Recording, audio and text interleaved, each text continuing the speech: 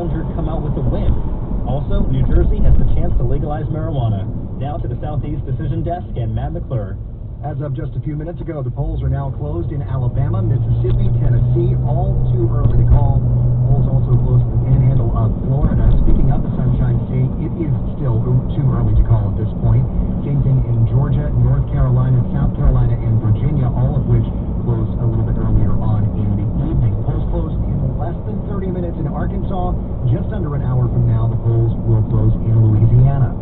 Now to the Central Region Decision Desk and Sue Danielson.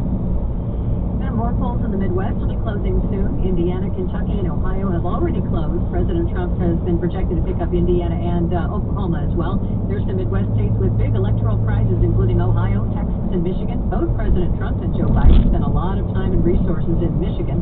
We'll be watching both Senate races, too. The second most expensive one is in Iowa, where Republican first-term incumbent Senator Joni Ernst has been by Democrat Teresa Greenfield in a race targeted by the Democrats, hoping to flip it from red to blue.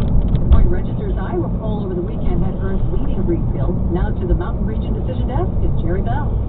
We're still voting here, less than an hour before polls close. If everything follows pre-election day polling, President Trump will take a total of 22 electoral votes out of this region, winning in Idaho, Montana, North and South Dakota, Utah, and Wyoming. Former Vice President Joe Biden in pretty good shape to take 14 electoral votes out of Colorado and New Mexico, and he would like to add 11 more from Arizona. That Arizona race very tight.